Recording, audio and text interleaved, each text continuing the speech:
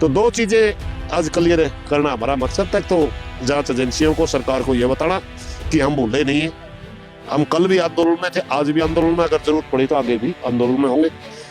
फिलहाल हम लक्ष्मण ढाणी में मौजूद हैं और आपको भली भांति ही पता होगा कि मनीषा हत्याकांड मामला काफ़ी चर्चाओं में रहा था।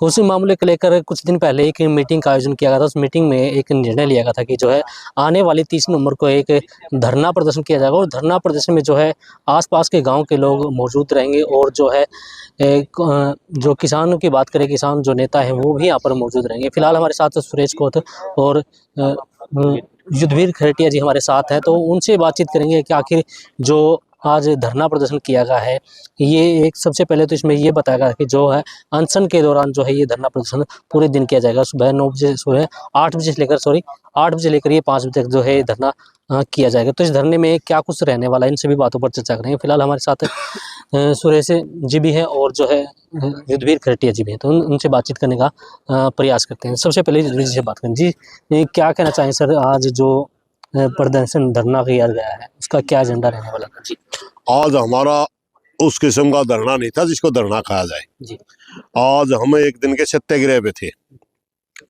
8 बजे से लेकर के 5 बजे तक आज हमारा पानी पे है। जी, जी, सत्याग्रह का मतलब होता है परमात्मा से प्रार्थना करना, संबंधित आदमी को सद्बुद्धि दे और जनता की आवाज सुने। हमने सीबीआई से भी आग्रह किया है कि जांच में तेजी ले आओ। जनता आपका एक बार आपका इंतजार कर रही है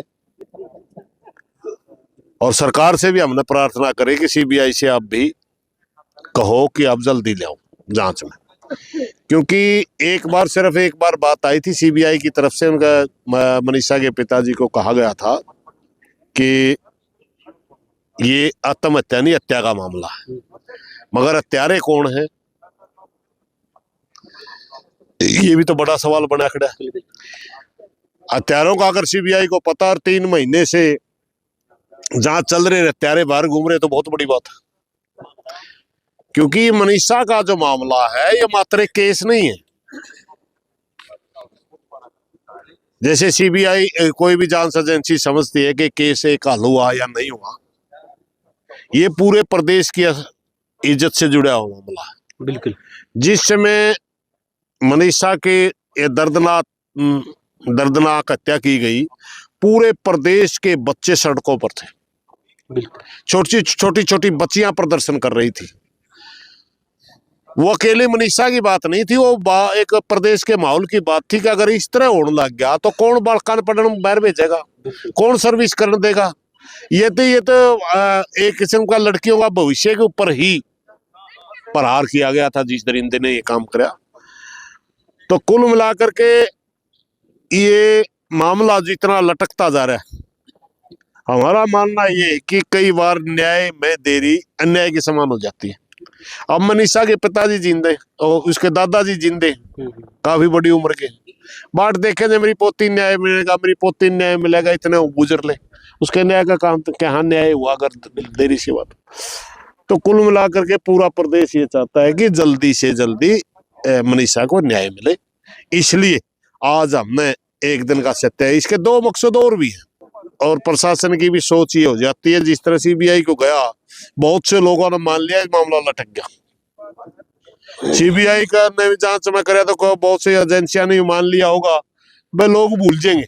जी, जी। हमारा आज का सत्याग्रह का ये भी मतलब था कि हम ये बताना चाहते हैं कि हम भूले नहीं है। आपको हमने जांच का समय दिया है, भूले नहीं है। और दूसरा ये था कि बार बार कुछ यूट्यूब के साथी ही ज्यादातर घुमा करके परिवार के ऊपर भी उठा रहे थे सवाल। परिवार न्याय मांगता घूम रहा पूरे प्रदेश में, वो पूरे प्रदेश में प्रार्थना कर रहा है मेरी बेटी का मेरे साथ ये हो गया, मेरे को न्याय नहीं मिल रहा।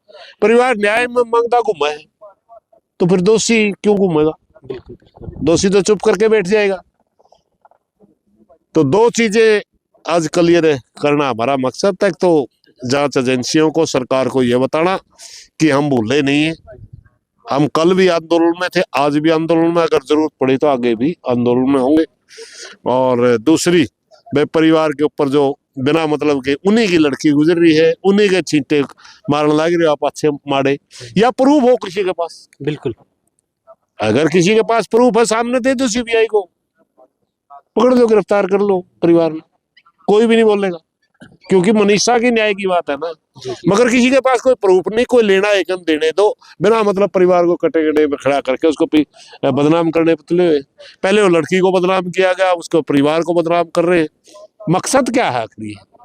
इसलिए आज हमने एक दिन का सत्याग्रह रखा है और हम इंतजार करेंगे कि हमारी आग्रह का सरकार के ऊपर क्या रिएक्शन होता है या एजेंसी के ऊपर क्या असर होता है। अगर मान लीजिए जो आप कह रहे हैं कि भी सरकार के हम जो निर्णय उसका इंतजार कर रहे हैं, या जो सीबीआई जो है उसका इंतजार कर रहे हैं, लगातार ऐसे ही चलता रहा है, तो फिर आगे क्या रणनीति रहने वाली है?